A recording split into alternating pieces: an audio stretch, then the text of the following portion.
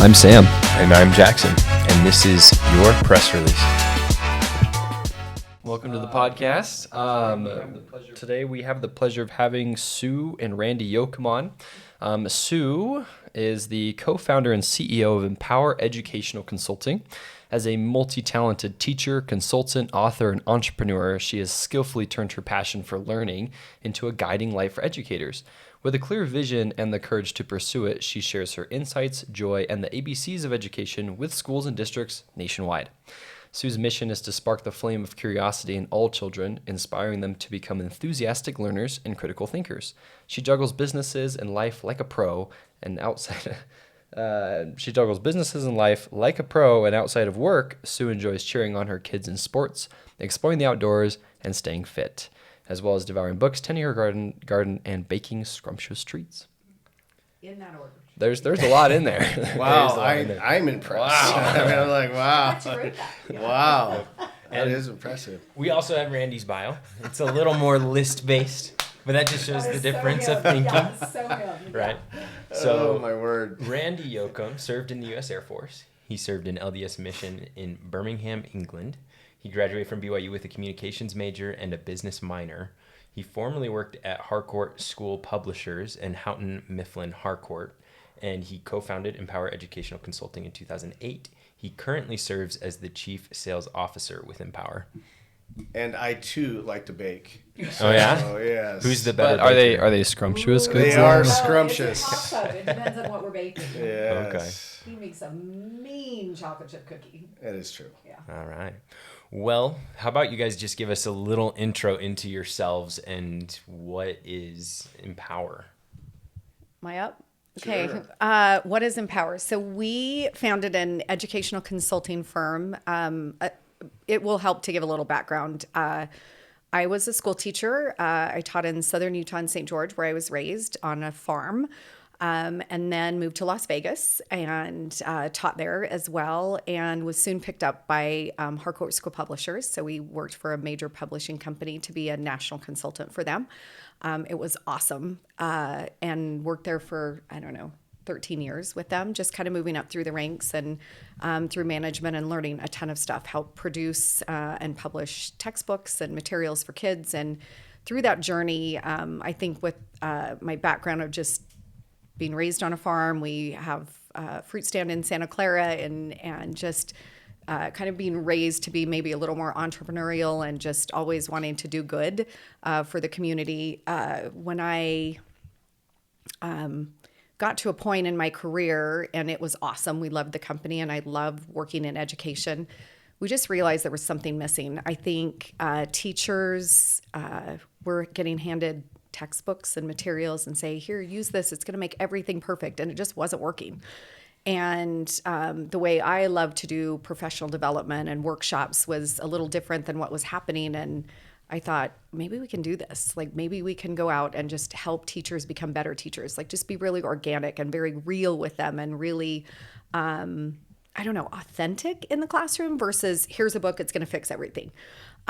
So we decided to branch out. Randy was working there at the time as well. And we decided to branch out and just do our own thing. So we do job-embedded coaching in the classroom, side by side with teachers. So we do professional development or workshops, just super hands-on, a lot of fun. But then we do side-by-side job-embedded coaching. So we stand shoulder to shoulder with the teachers in their classrooms, and we're there on a monthly basis. And it is incredible. And you get to see everything because it's authentic. It's not like, oh, this will work. It's like, oh, that wasn't working. Let's figure it out together. Like, what are we going to do? And in the midst of all that, we ended up realizing that there were some gaps in materials, just things that weren't there that could really help teachers. So we've ended up publishing a lot of what I'd call supplementary materials, just things that can help teachers in the classroom. We're all about fun, engaging, motivating.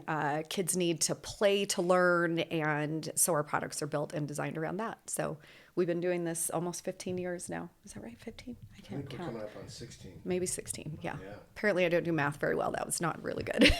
And you said kids need to play. Is this, what age group are we looking at? Is it just elementary, or is it all? We actually do pre-K through 12th grade.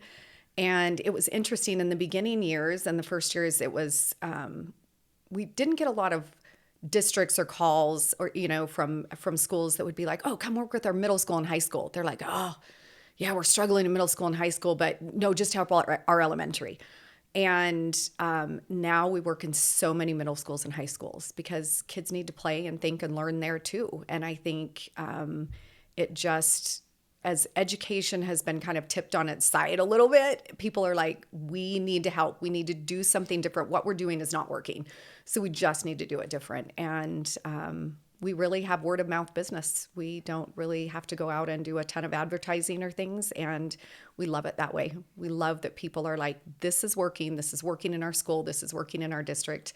Come and see what's going on. So it's kind of where we are. Pre-K to 12. Awesome. Okay, so I've got a quick question about that.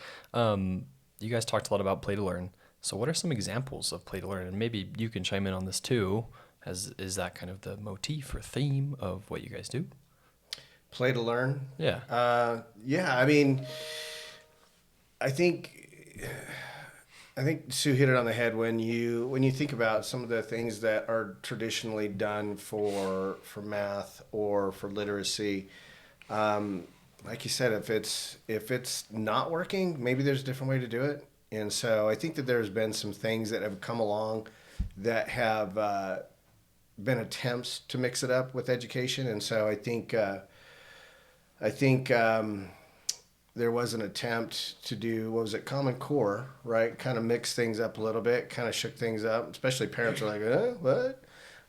And so with math especially, because they're like, well, what's this new math? Well, all it was a different approach to doing math. And so it's like, okay, well, let's turn that and look at it. Maybe there's more than one answer, and how do those kids come up with those answers? And so we're going to expose them to a different, methodology, and I think that that's kind of been our approach, is we want to be able to kind of meet that need. And so however you learned, math, however I learned math, it's kind of taking those experiences and saying, well, what did I like? What did I didn't? What did I not like? And so I think what we do with math is kind of incorporate some of the things that parents or teachers have inherently done.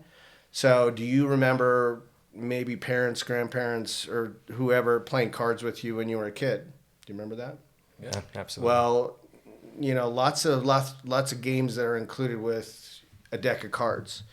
So what we did was we remember playing War when you were a kid? That was my favorite game. Yeah, right. In kindergarten. And so really competitive. Game. And so along the lines of math fluency, let's create some games that are, based on math games that incorporate dice or cards. And so, when you're playing War, we just incorporated it into, okay, let's make it competitive so we can increase their math fluency or their recall. And so you might have, kids going back and forth. Well, how can we, put a twist on that? So when it comes to addition, well, let's talk about that. For the early grades, it's, plus and minus. So if you slap down a card and you say, if you have a moderator and one's going, okay, +7, +5, whoever gets it first, they take that. And then they say, okay, that's mine. Whoever has the most rounds wins that, that game. And so then you play it over and over. Well, what happens is that because of the competition, it does get faster and faster, increases the math fluency. And so if you can take that one simple example and then, move it across, different tools or, materials that you might find at home, like cards and dice, just about every, home has cards and dice. And so what can we do?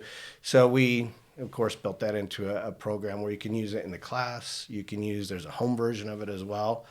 And so when you think about it, all those games, with cards, it's like the kids are learning strategies. And so now we're just pointing out, Johnny had learned it this way. Well, explain to us, how did you come up with that answer? And so I think I love what you said. In life, that's really how we learn, right? We explore, we play, you said you play baseball, right? Mm-hmm. Scores in baseball are pretty easy, right? Single runs, but basketball, football, right? We're adding by 7s or 6s or 3s or 2s, math is all around us, right? Literacy is all around us. Oral language is all around us. We just, I think for years in education, pigeonholed it that it had to look like this. It was just a very, what I'll say, kind of traditional rote memorization. And those of us who don't memorize well would have struggled, right? Or attention problems, right? So when we say play to learn, we really mean authentic learning, right? Like just how do you engage in literature? How do you want to write? Well, you want to write because writing is actually an art and a science. There's a science behind it because there's a structure, but it's artful, right? It's your own words. It's what you think. It's what's in your mind. And so I think when we make learning more authentic, and Randy's right, we actually ended up writing products, materials that are game-based, so but not online. We want kids talking and learning and sharing and talking about the strategies and how they got there and how they learned. So our things are play-based but very authentic in what they do and natural, right? I, like I said, grew up at farming in the fruit stand, and you know, a strategy for subtracting, right? If somebody gives you $20 and your bill is $17.22, a strategy in school that they would say is line them up and subtract, right? In the traditional method. Well, we all know that adding up to subtract is way better, right? When I count up and say, oh, 17.22, here's 3 pennies to 17.25, and then I give you 3 more quarters, and now it's 18, and then here's $2. It's a way better strategy, right? More authentic, more real. So we point those out, and then we give games to support that. We're like, hey, okay, practice and play like this. And Randy's right, dice and cards and dominoes, those are just numbers that are random number generated, but the kids think they're having fun. Like they're really playing math and they think they're having a blast. So it just changes the classroom. But we didn't completely tip a classroom on its, on its ears. Like you do that for 5 or 10 minutes a day, and then you make huge gains. As a matter of fact, did you know right now, our literacy, like students who can pass literacy exams, right, like be proficient, has dipped to 30% this year in the country. 30% of kids are literate. That's pretty bad. It's terrifying. So I've heard a couple stats similar to that. Why do you think that is? Why are the literacy rates so down? And also math scores, I've noticed, are also dismal. I think I just looked like 25.5% of kids who can be proficient on math. There's a couple of things. Like I think we've tried as a country to do a pretty good job. They did enact what they call Common Core, pro or con, right? You can look a lot into that. I think what they were trying to do was just standardize the standards that we were shooting for, right? Because you go to a state like Massachusetts, we live in Arizona, right? We're like ranked 49th, I think, in the state, in the nation, right? For just kids being able to pass tests, and us in Mississippi, I think. And then you have states maybe back east who just do a much better job, but they have different standards. So we weren't holding everybody to the same standard. So when that rolled around quite a few years ago, they were trying to just standardize that. Say, okay, everybody, let's at least try to shoot for this. And then we give, common assessments like your SATs or your ACTs and say, okay, kids have to meet this. In the last few, I think we really, really struggle because teachers don't really understand the standards sometimes. They don't really know what they're shooting for. I think parents don't understand what kids are supposed to be shooting for. And then there's so many changes in education all the time, it's hard for teachers to keep up, right? It's hard for people to kind of stay on top of it. So it's just this cycle. Yeah, and I would say, with that introduction of Common Core, because it's a love-hate relationship for teachers. But, I think that the overall benefit of it is that it did cause people to take another look at education. Like, oh my gosh, and it caused a lot of people to, like parents, we kind of get into a groove and we just kind of assume that, our kids are on this path, almost like a conveyor belt or an escalator that takes them up. But I think also COVID kind of turned education on its ear too, and made parents and teachers kind of look at education a little bit different as well. And so that was an interesting time for education. And so we were fortunate to where we also had to look at some of the things that we did, and we did some things differently as well. But we had parents that were calling us and saying, geez, I really want to help my kids. what do I do? And so, into the classroom. When classes went online, parents were standing in the background going, that's what you were learning? Like what? And really had to like take part in that. So I don't know. Education's been on an interesting course. There are a ton of factors. I mean, truly, and to tackle them all is a really hard thing. But we try to do it one classroom at a time. So when you can really focus on what's happening here for these 30 kids in elementary or 180 kids that this, middle school math teacher sees every day, if we can adjust that, if we can fix that trajectory a little bit and say, let me help you. Like, what are you struggling with right now? What are you really struggling with in your classroom? Oh, the kids, the classroom management. Okay, let's tackle that first. And then I really don't understand how to teach multi-step equations. Hey, we can tackle that with you, right? So just really paying attention to teachers' needs and the students' needs individually rather than trying to globally say, this is going to fix it all. Because it never really works, right? We're all individual and different schools, different school districts. We were saying earlier, like we work in New Mexico, we work in Arizona, we work in West Virginia, like we work all over the country. And even school to school within a district, school to school is so different and they have different needs. So I think just meeting teachers where they are and kids where they are is huge, and really being locked in on what are best practices and what is good for kids learning. I think the thing that's going to start turning the tables truly is that we understand our brains a little bit better now. We really truly understand that brains have neuroplasticity. We can learn and grow and our brains change and we can change those neural pathways and we don't have to keep doing the same thing. It wasn't working. So if we know that about kids and we know that about our own learning, it's easy to change, right? You just need to kind of plug and play, right? The right strategies, the right structures, the right routines in a classroom. So it's always a partnership, actually, is what we do in the classroom. We just partner. Like, what's really good about what's happening in the classroom and what's the gap and how do we fill it together? So that makes me think of the part when you're talking about that there's so many different needs throughout the school districts. From then a business standpoint, how do you tailor a solution to fit such a variance of needs? Oh, that's so hard. That's a good question. When you figure it out, let us know.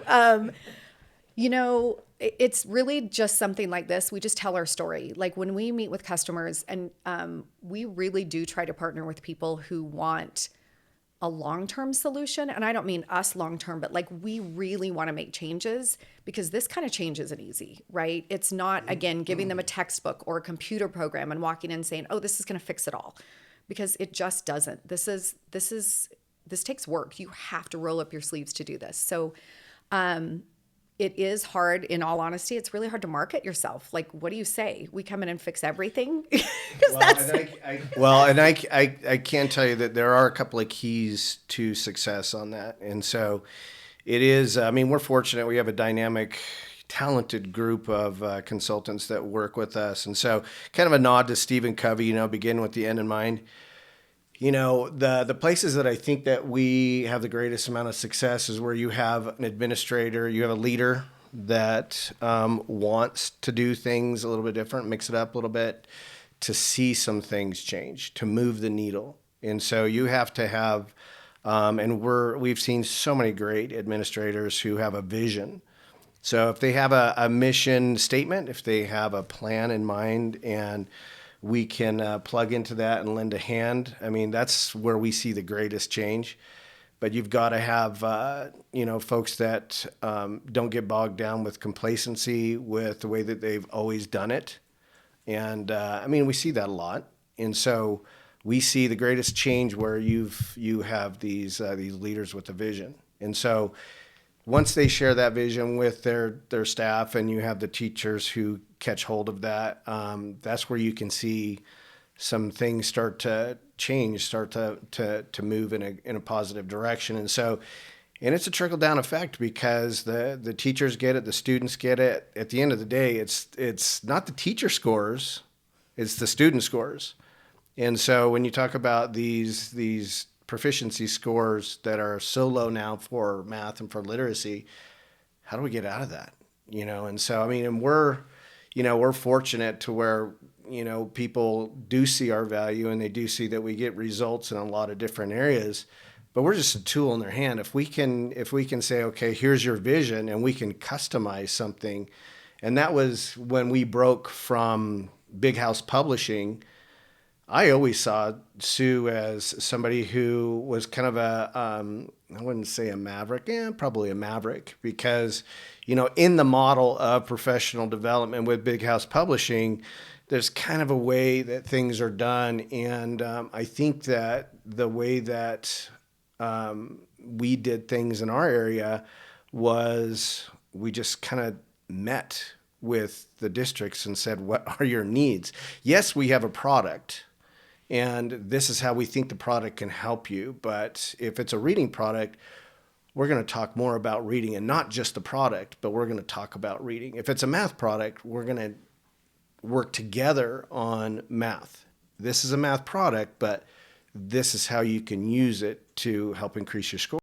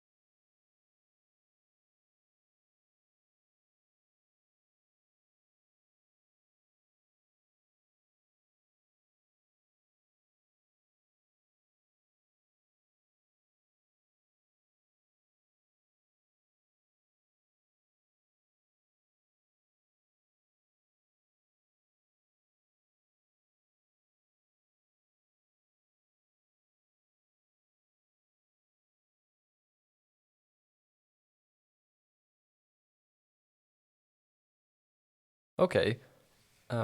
So from that, I feel like I'm hearing there are three things that make you guys successful. Number one, you're in it for the long term. You want a long-term partnership, and that then enables you to customize your product or your service and tailor it to the needs of your clients. And then number three, you have an all-star team that then helps you fulfill those needs. Those kind of... Perfect. Absolutely. Perfect. Nice job. Yeah. And you have to be you have to listen, right? I think one of our biggest things is listening. What truly are their needs, and then helping them articulate those needs, right? Like, oh, we have terrible math scores. Okay, let's drill down, right? Okay, we understand that, but let's go see. So we do observations and walkthroughs, and we do a lot of feedback at the district level or at the site level, right? With administrators saying, what are you seeing? What's been going on in the past? So we get a lot of feedback, and then we go and customize. And again, we're using what we know are best practices, right? Those are things that we just have, kind of the Empower way, if you will, that we all know that like, this is really this is really good, but does it fit here? And is it going to fit this need? And if not, how do we flex that? How do we shift that to help and support this particular need? Because again, everybody's very different. But look, playing in class, that's a no-brainer, right? That when we play and we use our hands and we talk and we collaborate, everybody should be doing that. That's how life is, right? Very few of us get to sit in cubicles by ourselves and just do our job, right? Yeah, but what a better way to, I mean, is there a better way to kind of relate to kids because they're having such a good time? And it's hilarious to go to a classroom where they're doing these math games because it gets competitive. I mean, and it gets loud and they're having a blast. Well, they're confident, right? Yeah. They're confident now. And if that takes 10 minutes and those kids are stoked on math, really? And then, if that teacher takes a couple of minutes to talk about, well, let's identify together that math strategy that you just used. And then they put it up on a wall or an anchor chart or something like that. They all have it to refer to, and then they go into their math block. I mean, all our materials are doing are, in that case, it's a game. We're identifying strategies, helping these kids to identify, hey, I just did something awesome with math, right? And then that leads into the core math lesson. I mean, for one thing, they're having success before they get to the heavy stuff. And so just that mental, that mental outlet going into feeling success, going into I can do math. I can do the math that's coming. I mean, it's kind of fun and kind of interesting to watch. And I think kids are, happier to get a grasp on, what's coming next. Well, and it's important for us to understand that teaching literacy, teaching reading and writing has changed. Over the last few years, it's kind of shifted into what we call the science of reading. So really truly understanding what the brain does and how kids learn to read and how we learn to process. And it's not just about reading words, it's about the comprehension and the understanding and how we process that. But you can't do that without talking. So if a teacher has no structure, I don't know, when you guys went to school, did you talk in your classes? Like, was there group work and talk, or was it like teacher just lectured? Definitely both, but we had tons of talking. And I mean, even now, I'm in my last semester of college, and we're getting to the point where it's far less lectures than the first couple of years, and every class is supposed to be discussion based, and the homework is no longer go home and read this. I mean, there is readings, but it's now go home and work with your team and get this done. Why is that only good for college kids? Isn't that great for a kindergartner, right? Like that same philosophy of read it, digest it, talk about it, share, like connect to it. And we don't do enough of that in the classrooms. We really don't. And so it's not that teachers don't want to do that. I'm telling you, most of the teachers do. They just never learned it. So they don't understand, and then they might try something, then it fails, and then they're like, oh, I don't know what to do, or I tried to have them talk and it was just a disaster. And so we're there to help support that. Like, okay, you did, so let's try it this way. So we give new structures, new routines, things that, again, a teacher can handle on their own. It's personality, right? Like, I don't want to give up that much control, or, oh, I'm totally fine. Let them just talk. Okay, but you didn't have any structures in place, right? So you can have, from chaos to control, right? And or perceived control.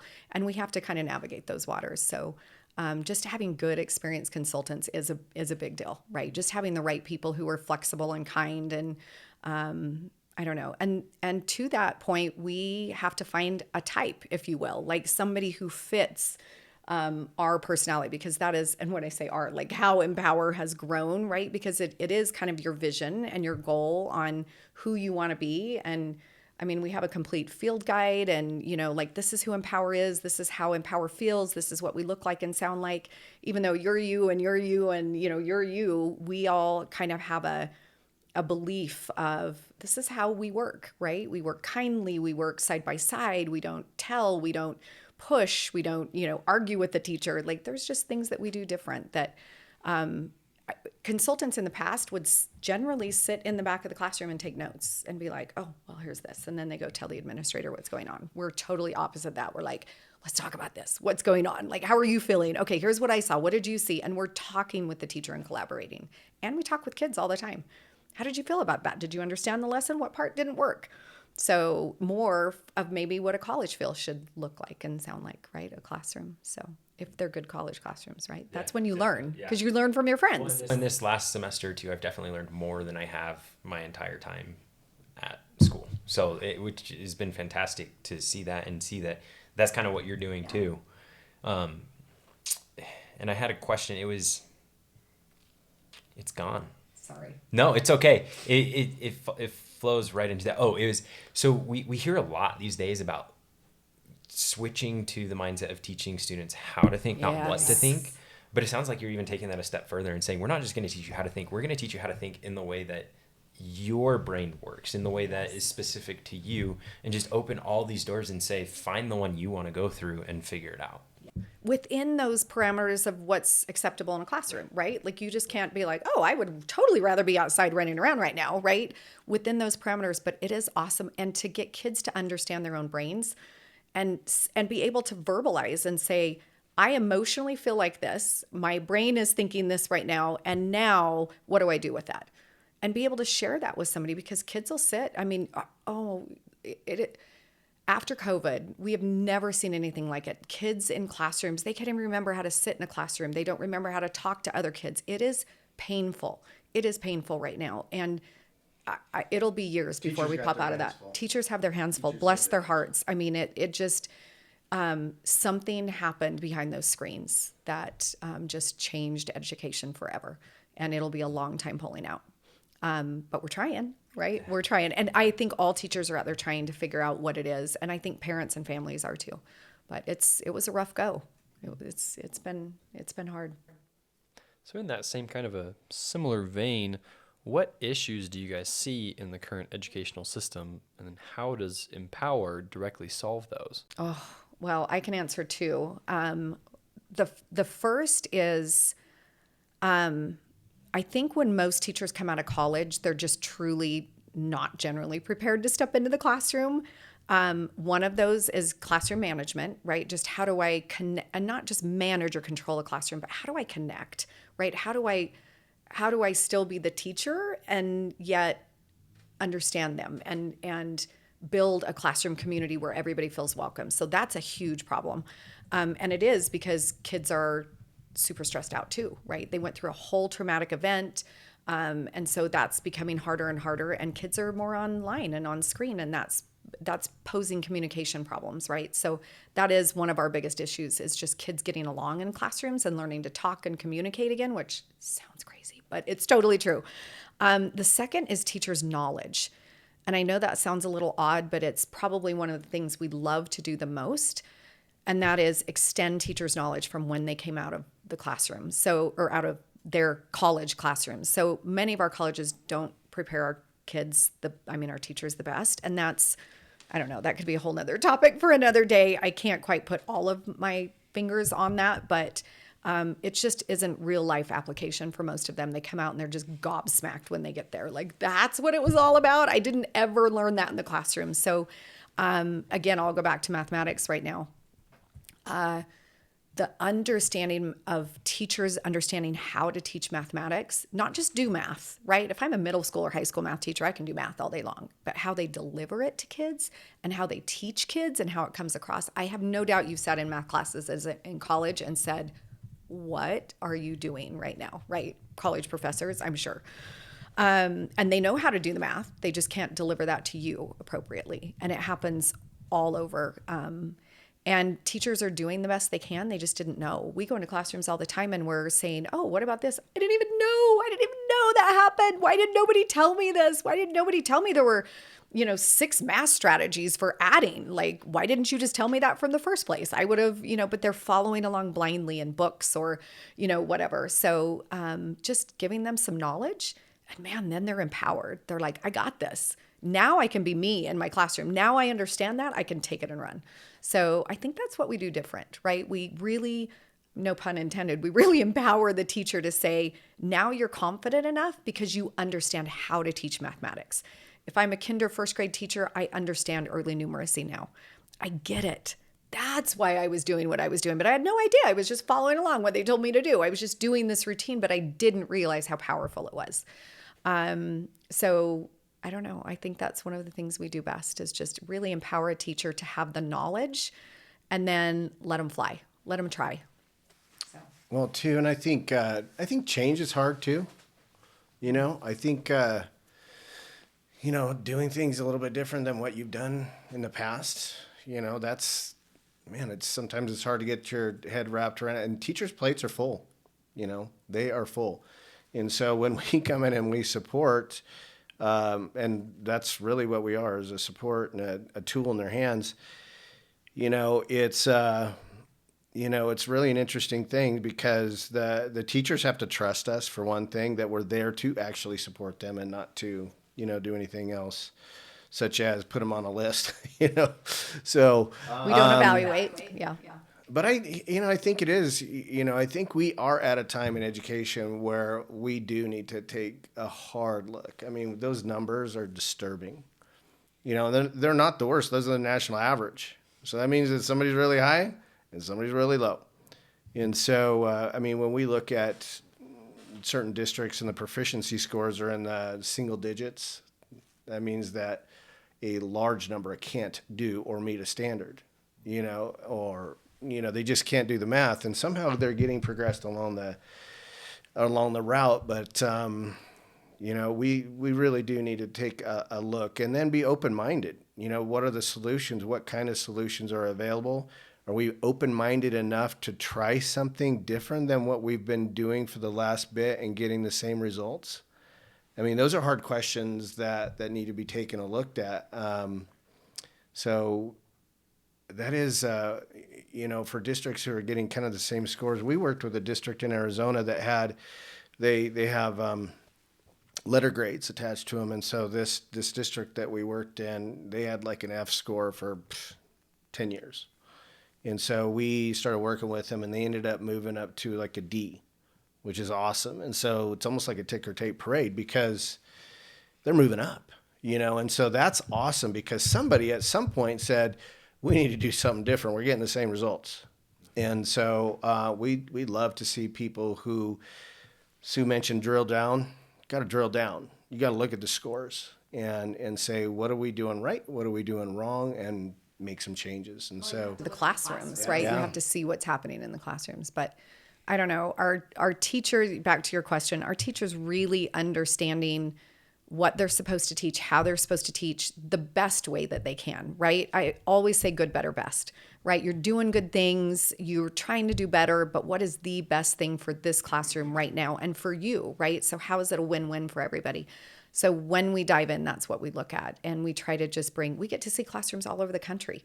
So we can say, this is working here and this is working here. And do you want to try this? And how does this feel? Like, try it on for size. And so people don't feel stressed out when we're in their classrooms because it's a partnership. So I think that's just what makes our business work. It's very unique in the industry, I'll tell you. Like that it doesn't happen that way. To partner like that just doesn't happen. Yeah. Today's sponsor is Mecca. Mecca is your one-stop shop for meal prep and fitness goals. Every week, you'll have your meals delivered in a bag like this. You can select 2 or 3 meals per day, as well as you have a variety of supplement options that you can order from their website. Their website is mecca.fitness. Be sure to use code YPR to get 10% off your order. I ate 12 Mecca meals before this podcast was released, and I loved them. I had great results. They were delicious. They were easy to make. I think it was 2 minutes in the microwave, and I was highly impressed. So I would recommend them to anybody who's looking for meal prep, easy options, microwavable meals. They're easy. They're convenient. And I'd have to agree. I had them for probably about 2.5 months straight, and that was just about all the meals I ate. Nothing wrong with them. Absolutely loved them. Delicious. Like Sam said, super easy and convenient. You can find Mecca on their website, social media, and on all of them it is mecca.fitness. So search mecca.fitness to find them. Remember code YPR. And you said you found the most success in getting to that result and outcome and turning schools around like that when there's someone there with a vision. What does that vision look like? What are you looking for when you're looking to create a partnership? Oh, that's such a great question. The short answer is someone who kind of wants to shake it up and they're not afraid, right? Like, we've been doing this for a long time, but now, and they're good listeners and learners themselves. I'll give a prime example. We have We have numerous fabulous districts, and those that make the most gains, you will see the principal sitting in on the trainings and the workshops and walking classrooms. You will see the superintendent in there or the assistant sup, or they're not the ones that say, oh yeah, we hired you to fix it, and then they step out the door. They're literally saying, what are they learning? How do I support it? And then they continue that. Honestly, the truth of the matter is we try to work ourselves out of a job. We do what we call gradual release, which is I'm going to teach you, I'm going to help you. We are going to do it together. We're going to practice together, and then you go do it on your own. We hope that we're out of a school district within 3 to 5 years, if not earlier.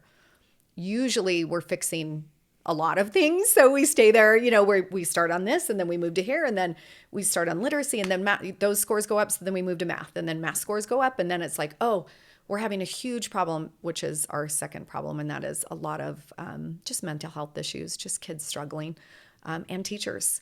So in most of our districts right now, it's a combination of, we are struggling with, math right now, but we've got teacher burnout. We've got people walking out the door. People are literally walking out the door and saying, I'm not coming back. And it's, January 23rd for no rhyme or reason, but teachers are stressed out. So we work really hard on that balance of not trying to overwhelm, but take things off their plate, make it easier and smoother. Same thing with administrators. Superintendencies, 3 years. That's the average that they stay in. That's not great for longevity, right? For that job. I mean, you want a leader who's going to be there and stay there. And some districts are great and they stay there for a while, but school administrators are walking out the door. Like, it's a really hard go of it right now because it just feels too big to fix. So again, one classroom at a time. You just take it as it is and, try to do the best you can and work together, collaborate. Forgive my ignorance. Is 3 years a long time or a short time? Super short time. Super short time. What's the average time?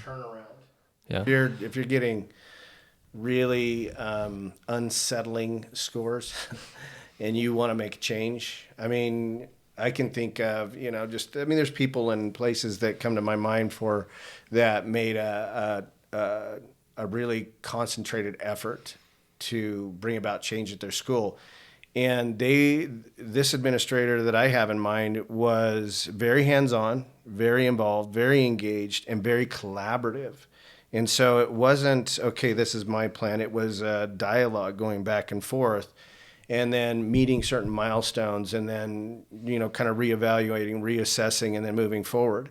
So if you can take a school from, a failing grade up to an excelling in a short amount of time, it's an amazing thing to see, because that's not reflective of just the growth in the staff. It's reflected in the kids.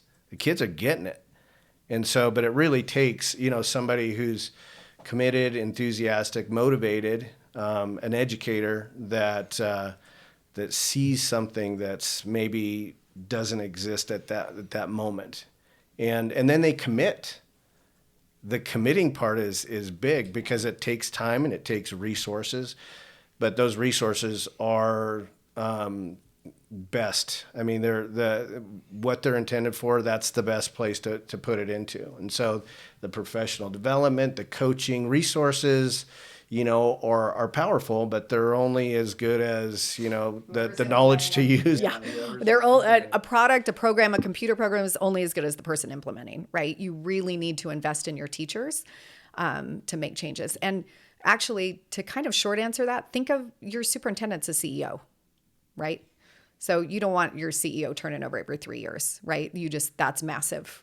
That's bad, right? Bad vision. It just messes everything up. So 10 to 20, 25 years. Yeah. When you've got a good one, you want them to stay there and really, sit in that spot and grow and grow and grow with good vision. So yeah, just think of them like a CEO. That's what's so much fun is, I don't know, growing up, I didn't even know that I was, I guess, going to be a teacher, right? I just thought I'd stay on the farm and just enjoy what I did and went into teaching. But you're kind of the CEO of your own classroom as a teacher.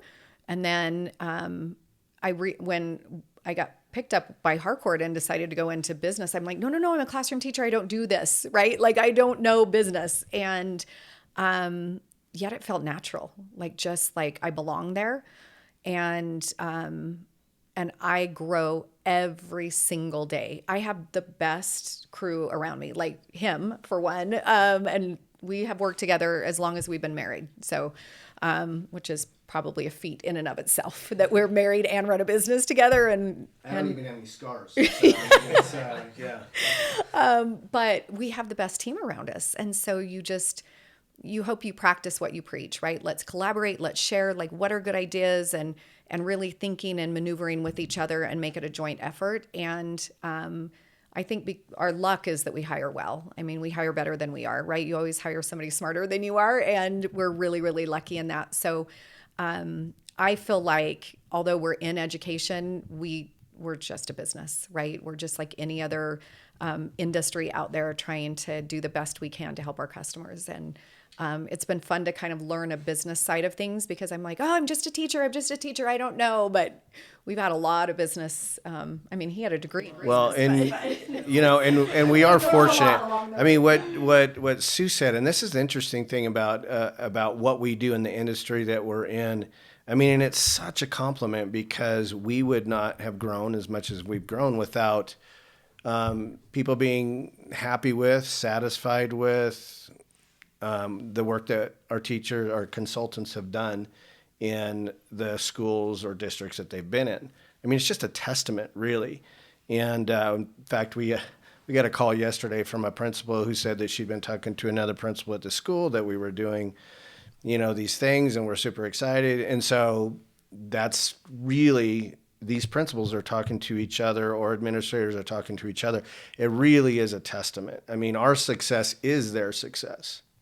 So, I'm amazed that, when people we're all results oriented, and schools, if they have that mentality, that you have to look at, well, if these results aren't acceptable, what can we do to change it? And so, that's an interesting thing. And so it's exciting to see other people say, look, we're finding some success, and to see somebody else who it's like-minded said, well, you're having success and I want to have success too.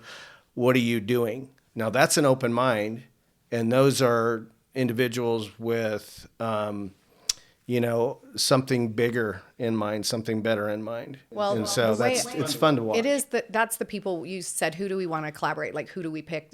We kind of pick our partners too, right? You're like, oh yeah, you're ready for us. This is good. You're at a good spot.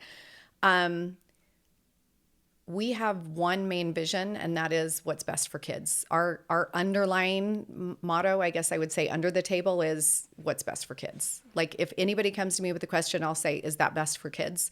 A teacher say, is it best for kids or teachers? Is it best for the kid or the adult? And every time, if we can answer that, we're answering the right way.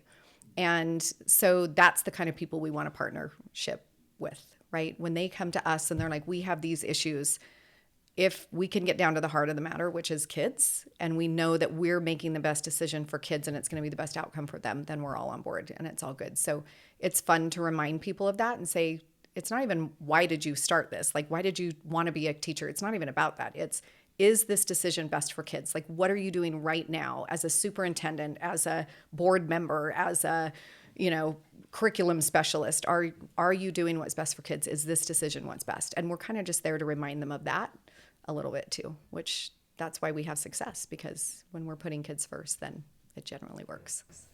What in your head, what is that vision outcome of best for kids? Like, what does that mean? Because you talked a little bit about how Common Core's and the standards of that is a love-hate. Yeah. So I have to imagine, like, that's not, like, meeting the standards of Common Core can't be the ultimate goal. Correct. There has to be something more behind it. Yeah. Oh, wow. That's a hard question. You said no hard questions. Just kidding. Well, we have 4 children. And I think what I would say to that, my answer is, are they problem solvers, critical thinkers? Are they happy? Right? And can they persevere? Like, those are the things you're looking for. Are you giving kids experiences that they're confident enough to not give up, that they have some skills and strategies to work around that, whether it's mental, emotional, like, I can persevere through this, or I even have the skills to fall back on and say, wait, I learned that before, or I've seen something like this and now I can work my way through it. So it's kind of a combination. Like, you really want kids to be authentic learners where they want to persevere through something. They just want to learn and they want to grow and they don't want to stop learning.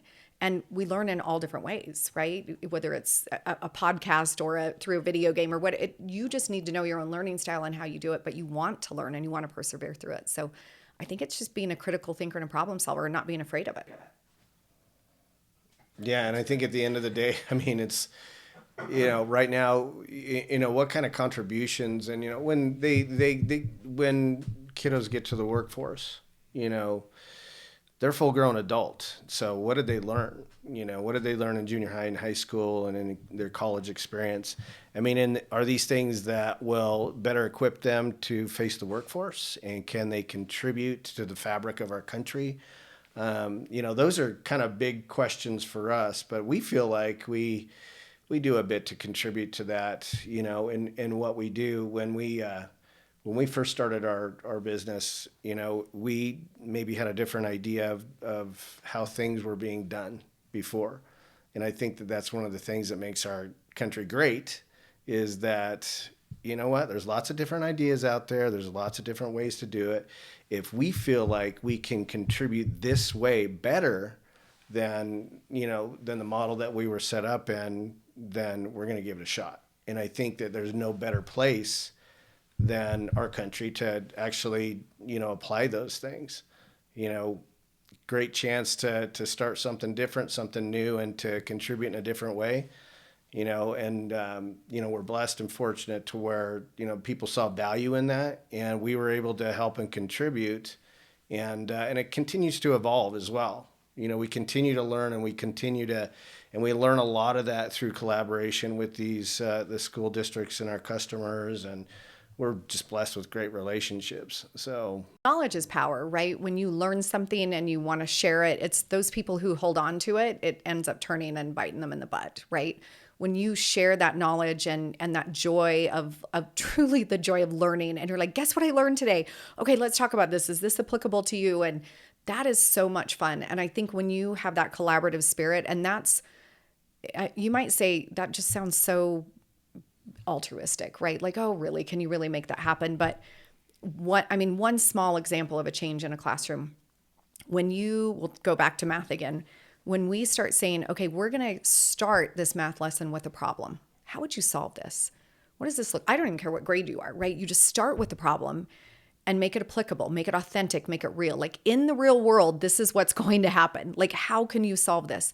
Then let kids collaborate. Let them talk. This is what I would do. This is what I do. And there's really no wrong answer, right? I mean, there is eventually a wrong answer, but there's no wrong strategy. How are you going to get there? And then you share and say, I never even thought about that. Like, that's so cool. And then we open our thinking, and then we become just better in the world. You become a better human being when you're not so myopic in how you visualize things. Like, no, my way of doing it was so much better than yours. And then you're like, wait, but their way worked too. So when we can get teachers to have that kind of collaborative spirit in the classroom, and it doesn't take long, it's only a few minutes, right, to have those conversations, and then the teacher can go back to sharing their information, because we do have stuff to say, right? There are standards to meet. I do need to teach you how to multiply or how to, add fractions. But how we get there, there's multiple strategies and multiple ways, and kids come with amazing stuff, right? We're just wired that way. Our brains are mathematically wired, believe it or not. Teachers just teach math out of kids, I swear. But like, we're mathematically wired. We're wired to talk and share and communicate. And what does that mean? It means that I can read and write, right? I share my thinking through talking and writing, and then we just have to give the kids the tools to do it. So I think if we just turn a little bit on maybe what we've done in the past, that's I'm delivering information, and only the information I want you to have is what you get, versus we can share information and learn from each other. So when you can make little changes in the classroom that can make that big idea really happen. And we see it time and time again. We've taken school districts from F's to A's in just a couple of years, and our track record proves it. But it's not us. It's all the hard work of the teachers and the kids and the administrators who all get on board and say, this is good, right? This is good. And it actually simple is better. It's all simple what we teach. I mean, truthfully, it's not overwhelming. You just die at how simple it is. But it's fun. It's fun. That's awesome. I love that you guys are showing your track record of helping districts F's to A's. That's kind of the result that everybody wants. And I feel like we spent a lot of time talking about the how of teaching, which seems to be what your business is built around. It's helping teachers teach how. And I just have a question about the what of, do you think that the educational system adequately prepares students to lead effective lives? Oh, that is it. No, not right now. And why? I'm glad I'm not the only one who thinks that. Well, and you know what? It's not a. It's actually a good question because If I can preface this real quick, I the can opener. Yeah. yes, so I'm asking this question because it's a common concern that I hear from people, and I think that people would want to know from an educational consultant, am I sending my kids somewhere that's actually going to help them, or should I do homeschooling? Should I look at other options? And so that's what I'm curious about is, we're spending 18 years of our lives, sometimes 12 years at least, to get an education. Is it really that helpful?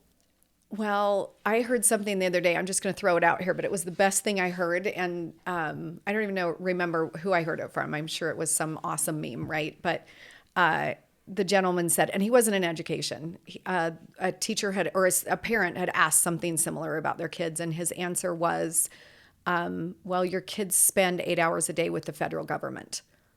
And I just did the same thing. I chuckled for a minute. I'm like, oh my word, you're right. And I love our government. As a matter of fact, I taught social studies. I am probably one of the most patriotic. He served in the military. We think we live in the greatest nation on earth. Like, please do not get me wrong. I agree with you. Yes, we absolutely do.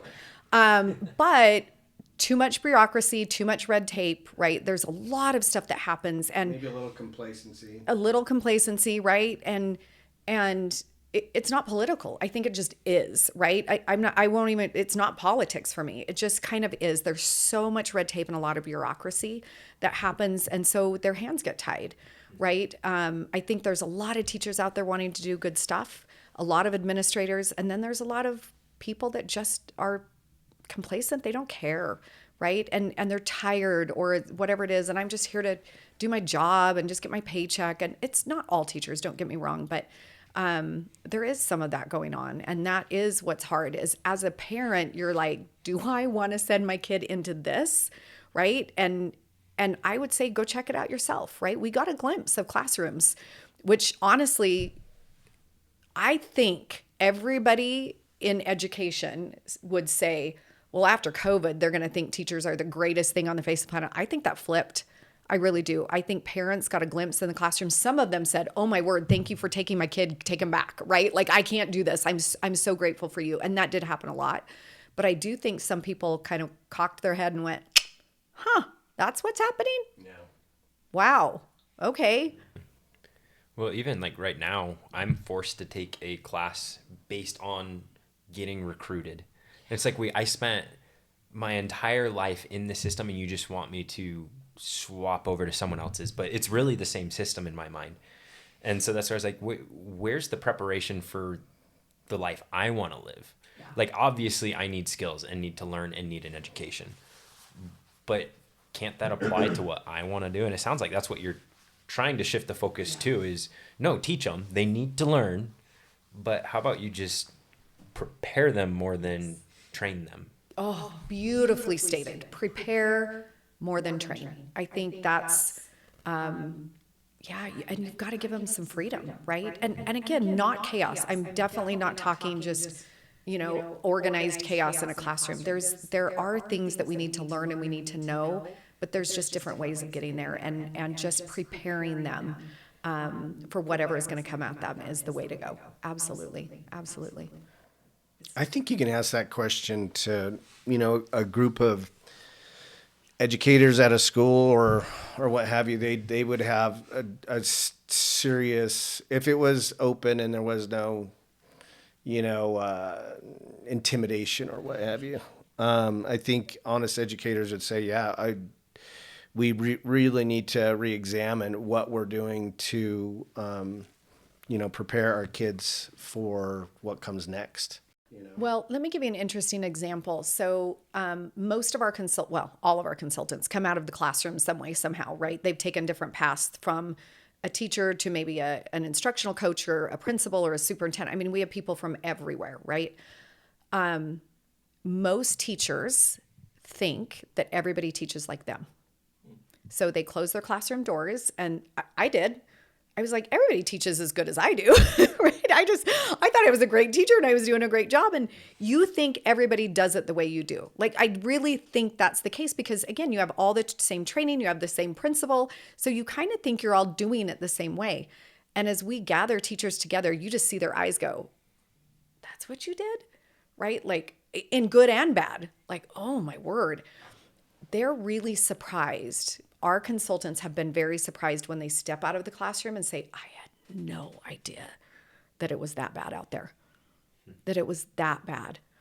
And it's not all bad. Please don't get me wrong, but it is worse, I think, in those schools and in those classrooms than anybody thought. And to whose fault, I don't know, right? What the genesis of that is, I don't know. I mean, you can speculate a lot. I just know we need change. I just know that we need to change. And good for parents for stepping up and saying, education needs more attention. That's it. Education needs more attention and different attention. Throwing money at it doesn't always solve everything, right? I could never. I mean, and you Don't guys stop probably to fund you guys schools. probably remember this story when Mark Zuckerberg threw $100 million at New Jersey. Yeah. Actually, I'm not familiar with the story, but He threw $100 million at New Jersey. Okay. So, The state. Fix to- the to education. fix education. Where did that go? I mean, nothing against New Jersey. I'm just saying, where was the accountability for that money? How did that help? Show us. Where did that go? Maybe What it did. were the results? Where's the accountability? If I was running a business and I'm going to dump $100 million into it, where's the accountability? Where's the results? And would you be disappointed if you got a big fat 0 results at the end of that after investing $100 million? I mean, I always kind of question that. And I said, it just poof. What happened? So did it better the education system? Did it increase student scores? There was nothing. There was no blip on the screen. There was no bump. So all I'm saying with that is that if you're going to put money into it, if you're going to invest it, then invest it wisely. If you're going to put money into it, then expect a better outcome. You can't just, like Sue said, you just can't throw money at it and hope that something positive, happens. There has to be a plan in place. There has to be a results-oriented efforts. Well, I would say I maybe have a thought on this. And right now in education, teachers are evaluated, right? They have evaluation systems. I think they're kind of broken. And part of that is administrators, like the principal who's supposed to do the walkthroughs and do your evaluation, right? Your boss doesn't have a lot of time, right? So your boss comes in twice a year to check on your classroom for 5 to 15 minutes. I mean, that's hard, right? If your boss checked on you once a year, and had no other indicators because, it's hard to hold somebody accountable for students' test scores, right? We don't know where the kids came from or how much, that's a really hard thing to do. We've tried that in the past, right? Hey, we're going to give you a bonus based on your kids' test scores, but the kids, are struggling. They live here and this is all their conditions and right. That's not fair. And then do you do it on growth? And so it's kind of a broken system. Again, it's government run and it's a big machine to turn, right? And there's lots of concerns behind that. But I would say teachers don't get enough professional development. That's kind of a weird word to throw out right now, but enough training and enough support behind that to help them implement those things that they know. That's why I think we are kind of that little tiny sliver of a broken fix on that. But then administrators, they need help, right? If I am going to hold those teachers accountable for this, then I need help doing that, right? I can't do that with 2 15-minute walkthroughs or observation lessons in a year, right? I really don't get a good snapshot of what that is. And so I think there's a lot of layers to that could have some fixes to it, but really aren't right now. So you really can't check on every teacher and find out what's going on and how successful they are or how good they are at their jobs. And then we also have this thing, it's really hard to get a teacher fired, right? So if they really aren't doing a good job and they've been tenured, it's hard to get them out. Now, seeing the business side of it, man, you mess up in a business, your CEO walks in and says you're fired. And we don't do that in education, by the way. We just don't. Teachers unions? Pro con? That's a touchy topic. That's a tough question. Oh, that's a Maybe we won't answer That's a that. touchy Yeah, that is topic. a touchy topic. Again, I mean, like all unions, right? There are really good things and there were reasons behind it. But sometimes they do protect things or teachers who really should not be there. And look, you can open a paper and read the news and be like, you didn't fire that student and they molested how many kids, right? Like, how long did it take you to fire them? I mean, there really are some broken things in there too, or ineffective burnout teachers who really want to be gone, but they won't even leave they know it. They won't leave their classroom because they don't want to leave kids unattended. And we are, by the way, no one's going in the College of Education. Nobody. Like, you check College of Education in your universities right now, like nobody's lining up at the door. Like, they're not knocking to get in that, into that job. And we don't pay well. But on the same token, how can you pay well when the standards aren't very high, right? Like, I mean, it's a really hard thing. That's a big topic. I think I think with as much press as the teacher unions have had, they've kind of been under the microscope, and so I think that they've been more visible now than they've ever been. Because who talked about teacher unions, up until about 3 years ago? I didn't even know they were a thing. Exactly. And so Right. and so now a lot of times, you hear about the National Teachers Union, and you do hear a lot of political rhetoric. But the thing that I don't actually hear a whole lot is focus on the students. And what Sue said earlier, what's best for the students. I don't hear that. That seems to be absent from what we hear from the teachers union. And, I think Sue's right. I think there's a lot of good things that are involved, but I think that, the focus really does need to be on what's best for the students. So, And making those decisions. what's best for kids? Yeah. So then, one question that I have here after all of that is, if you could implement one change across the country in regard to educational reform, what would it be? Oh, you better hit that first. I need time to think. Oh no, yeah. Like just one change. No, I'm gonna defer to well, let me just say this. That whole comment I made about the $100 million come from Zuckerberg to New Jersey. The average person is looking at $100 million. That's a lot of money, right? Now, I think of the average investment. If I'm investing $10, I'm gonna look at what am I investing it in? For one thing, does this thing, what's the performance on this thing, and is it a good investment? For one thing. So with education, it is, at least for me, I've always thought, well, if I was going to donate to something, you can look at it as an investment, but if I was going to donate to something that would be a charitable, organization. And if you look at like a big concept like education, seems like something that we should be investing in. We should be looking at and saying for the betterment of our country, for the betterment of future generations, we should be putting a lot of attention on education. And so would I put my charitable donations into education? Yeah, it's a great place. And then I remind myself, we do this every day. So that's a good thing. Now, the $100 million for New Jersey, whatever we're pouring in to education these days, and it's a lot. During COVID, there were, I think, 3 major relief things from the government. And so the question is, what did that money go to? And was it effective? What did they use that money for? And, of course, on our side, we see the value of professional development. We see the value of developing teachers so that they can be the best that they can possibly be.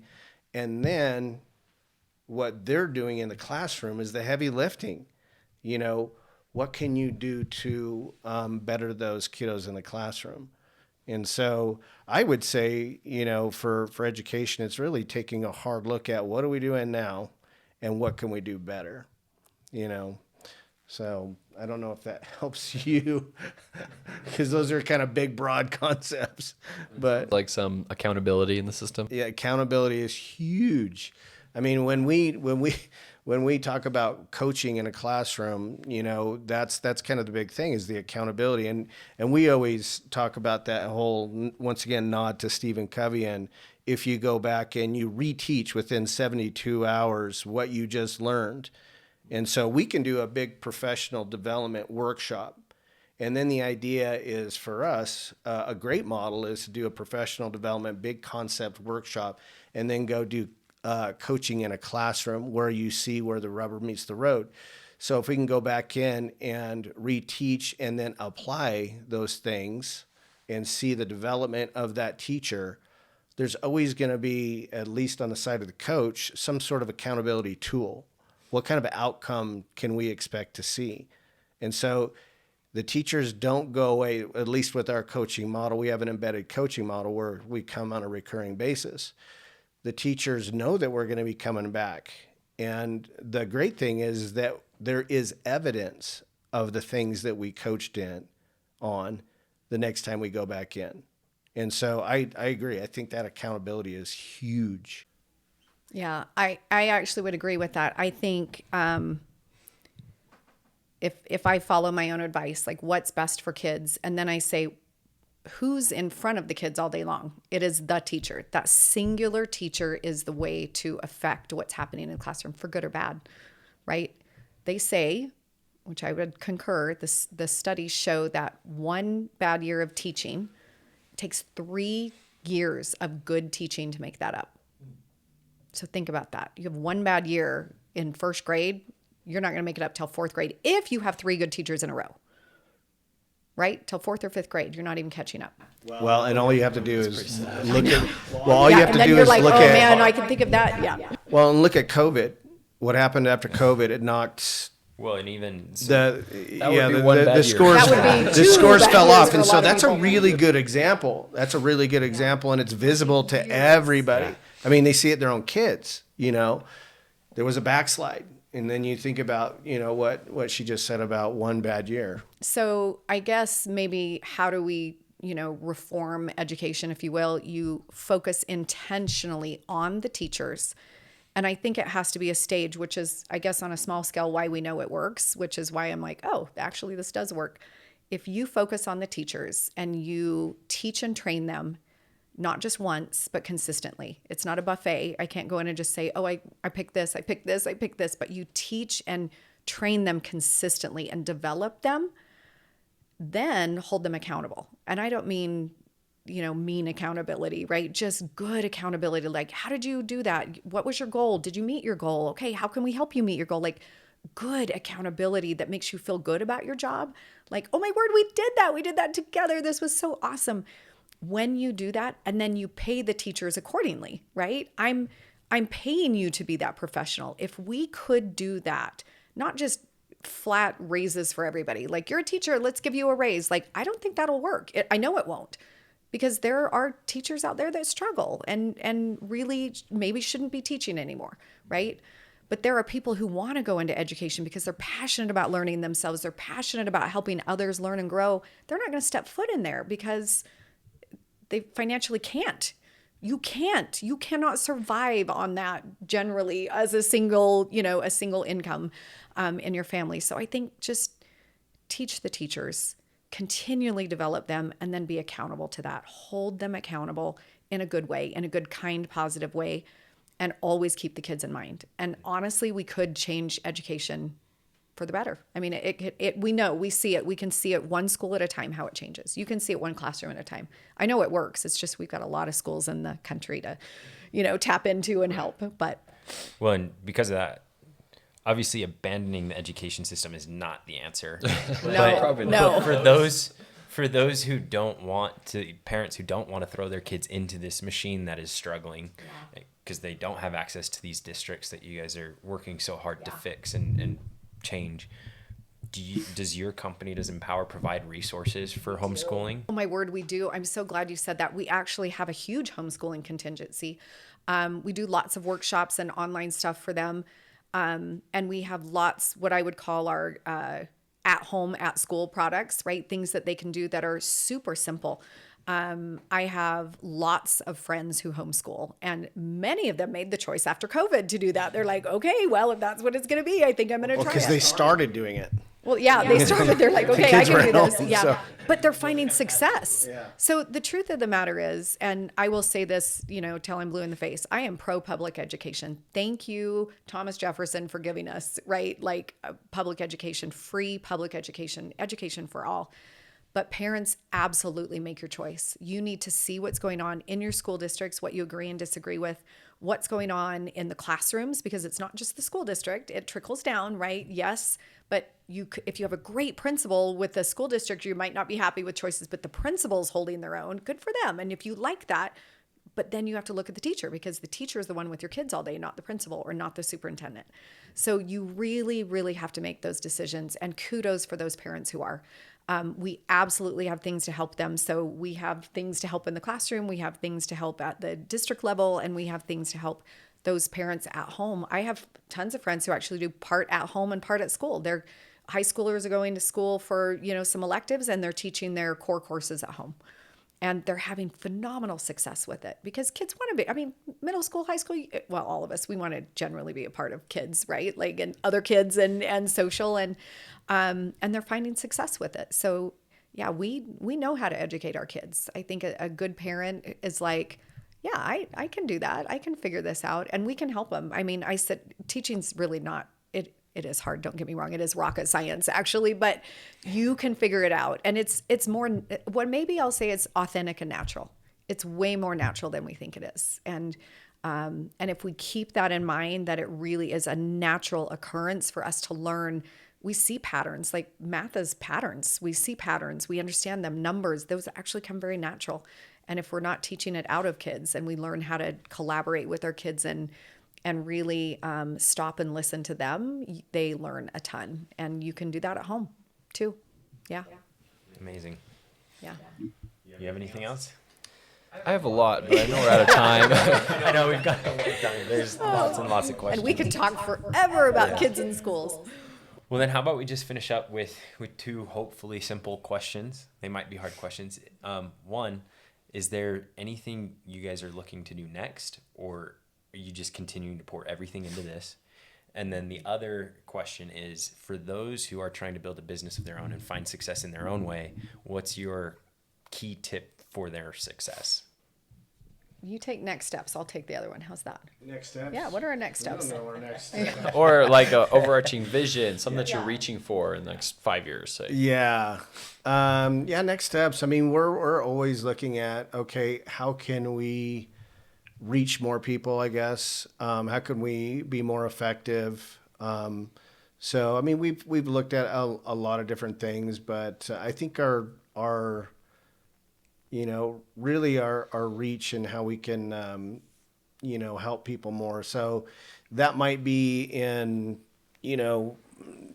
just the delivery method for education. How do we help out? How can we lend a hand to homeschoolers? How can we, provide some professional development, some coaching for teachers who are motivated, outside the classroom? They're passionate, and I think that's kind of go into that next question as well for business owners as well, because whatever you do, teachers got to be passionate. To do what they're doing, because they throw so much into it. Of themselves. So we're open-minded, put it that way. We're whatever we can do to kind of further the cause of education, whatever we can do to further the cause of developing educators, really for the betterment of community and country. So I don't know if that's a great answer for you, but yeah. I think for business owners, I have a few words of advice. One, stay true to your passion and your vision, right? What you really know. And it's truly that simple. Like, know what you're doing, be passionate about it, and stay true to your vision. Like, that's number one. Don't lose sight of it, because you can get so bogged down in all of the details and people coming at you. Well, you could do this, or you could do that, or you could go that. And you just need to stay focused on what it is you're passionate about and what your vision really is. And Stay the course. Stay the course. Oh, good words. Stay the course. Stay the course.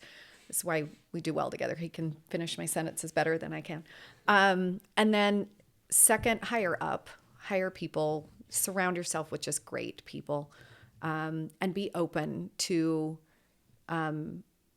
people that are different than you. I think one of our best, I know when we first started, Randy would be like, hire somebody who trains just like you do. And then you have a bunch of Sues out there, right? Like, I love the fact that our consultants are so different. They come with so many unique things, and yet we know how to work together as a team. And I think that's the thing as a CEO, as you know, someone kind of overseeing all that. It's, how do I get these awesome puzzle pieces and put them together to make this masterpiece? Because you need all different pieces. And when you surround yourselves just like-minded, you don't stretch, you don't grow, because you're all like-minded and you're like just circling. You need the outsider. You need that outlier to come in and be like, what about this? Right? And so I love that our team is made up of just completely unique people. We're like-minded because we have the same values and, you know, the same vision, but we all come with different backgrounds and different ideas, and all are welcome. And I think that's what's super cool. Like, hiring is hard. It's super hard, but stay the course when you hire. Don't just be like, oh, we need someone, you know, to fill this, and stay the course, right? Get who you want and attract them, right? Attract them, like, be real. You know, when we're pretty real when we hire. Like, this is going to be hard. This is not easy, right? This is what we're doing every day, and somebody might not like you out there and this is going to be hard, and you might have to travel, and we give them the good, bad, and the ugly. And then when they're still on board, they're our people. So yeah, hire well. Those great answers. Yeah. Well, we appreciate you guys having us come in and being able to talk about these things. Obviously, we're passionate about this. I mean, we get a little excited about, you know, the possibilities. We get frustrated. Randy almost smacked the table a couple of times. We get frustrated when education is such a huge topic for everybody these days. And so we just want what's best, you know, and I think, you know, we you know, given the chance, and we've had some time to talk to you guys about it, we learn from you guys, and, you know, I just think that we need to talk more about it. Yes. And then start to do stuff about it. You know, I mean, we love what we do. And, you know, there's definitely a lot of people out there that kind of see what we do, and they might do something similar, and somebody might do close to. And, but the way that I see it is that we need a lot of help. We need a lot of help from a lot of different directions if we're going to see some things change. So, yeah. We're doing our part. But thank you guys. This was so much fun. Thank you. What Yeah, a we blast. had a blast. And Super entertaining. yeah, we'll have to have you guys on again we would because love it. we have tons more questions. I do. I I'm do sure too. you do. Oh, You hit us, yeah. Well, and we're headed into that stage of life Yes. where not too long from now we're gonna have our own kids that we're gonna need to take care of, and so Oh, we need to figure I this shouldn't out. tell you this, but I'll tell you anyway. So one of our consultants, he's so adorable. He was a professional basketball player, actually.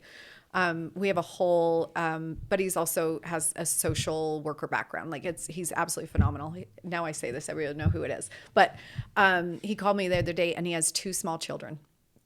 Now he gets to work in schools every day, and him and his wife were having this discussion: is our 3-year-old behind? Is he doing okay? And it came to the point, I guess, in their conversation, he's like, "I'm just calling Sue." So I sat with him on the phone. My friend was like, "Who are you talking to?" I'm like, we're just, but it's so good to have that kind of a relationship, to be like, I'm going to call Sue. I'm going to ask her. I love those questions. You guys call anytime. But it was so fun to just say to him, no, he's not behind. Like, what are you seeing in kindergarten classrooms? Because he's like, well, he knows his ABCs. I'm like, he's 3. Like, just play trucks with him. Go shoot basketballs with him. Play soccer. I'm like, He's gonna playing be fine. chess. I know. But like, it was so cute because, again, as parents, we get really caught up in this. Do I put them in preschool? Do I not put them in preschool? What school do they go to? And it is so overwhelming, and you just want to do right by your kids. I think most all parents, right? All of us want what's best for our kids. And so we do need to talk more. We do need more of this. And we need to say, what's good? What's okay? What should I be looking for? What should I back off of and be like, no, that's okay. This is absolutely normal. I think, my goal, I think, for the future is to educate parents more too. and say, it's okay. Like, here's what you're looking for. People do come to us all the time. What am I looking for in a school? Like, can I send my kid to this school? What do you know about this school? Right. And we get that all the time. And we're now to the point of saying, look, it's not really about the school. It's about the teacher. And then what do you know about that classroom? What do you know about mathematics instruction? What do you know about literacy instruction? Let me give you just a few tidbits and things that you should be looking for. If you see this come home, be worried. If you see this come home, it's okay. Right. And that's, I think, a goal for me for the future is to, help families more. Right. So they feel empowered to be like, I'm making a good choice. I feel really good about this. My kid's going to be okay. And here's how I can help. So, yeah. Well, is there a website that parents can find Empower at to get those resources? And Yes. It's empowerec, as in educationalconsulting.com. So empowerec.com. Perfect. Thank you again for coming. We really enjoyed it.